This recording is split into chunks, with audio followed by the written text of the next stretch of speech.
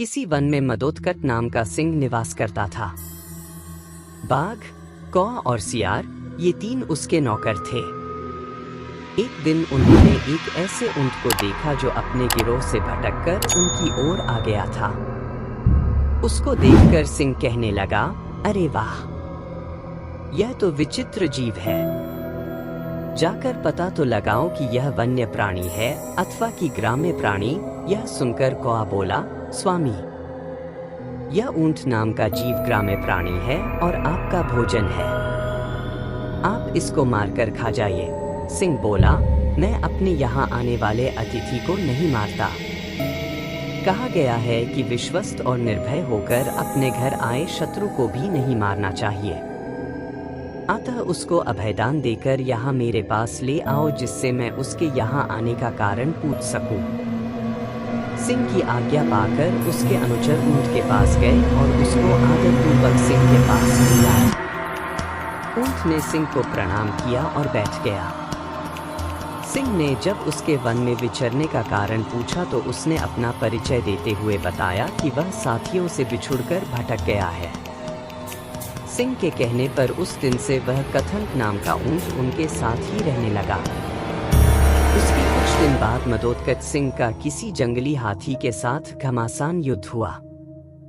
उस हाथी के मूसल के समान दांतों के प्रहार से सिंह अधमरा तो हो गया, किंतु किसी प्रकार जीवित रहा, पर वह चलने फिरने में अशक्त हो गया था। उसके अशक्त हो जाने से कौवे आदि उसके नौकर भूखे रहने लगे, क्योंकि सिंह जब शिकार करता था तो उसके नौकरों को उसमें से भोजन मिला करता था। अब सिंह शिकार करने में असमर्थ था। उनकी दुर्दशा देखकर सिंह बोला, किसी ऐसे जीव की खोज करो कि जिसको मैं इस अवस्था में भी मारकर तुम लोगों के भोजन की व्यवस्था कर सकूं।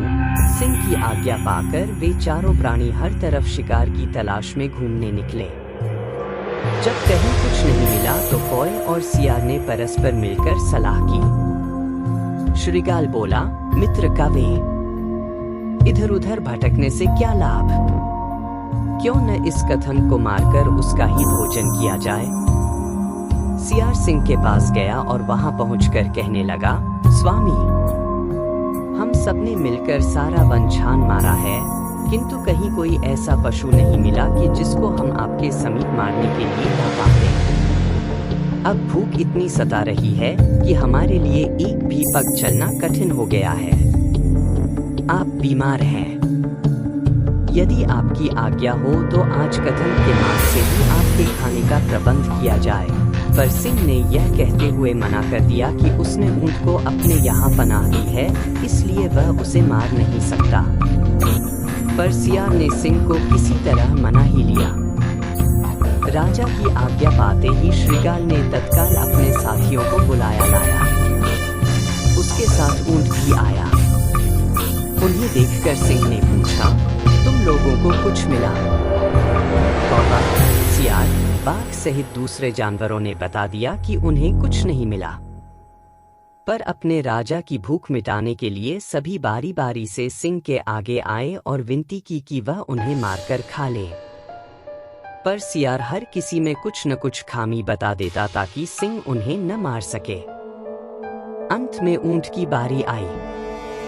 बेचारे सीधे साधे कथंक ऊंट ने जब यह देखा कि सभी सेवक अपनी जान देने की विनती कर रहे हैं तो वह भी पीछे नहीं रहा। उसने सिंह को प्रणाम करके कहा, स्वामी, ये सभी आपके लिए अभक्ष्य हैं। किसी का आकार छोटा है, किसी के तेज नाखून हैं, किसी की देह पर घने बाल हैं। आज तो आप मेरे ही शरीर से अपनी जीविका चलाइए, जिससे कि मुझे दोनों लोकों की प्राप्ति हो सके। कथंक का इतना कहना था कि व्याघ्र और सियार उस पर झपट पड़े और देखते ही देखते उसके पेट को चीरकर रख दिया। बस फिर क्या था, भूख से पीड़ित सिंह और व्याघ्र आदि ने तुरंत ही उसको चटकर डाला।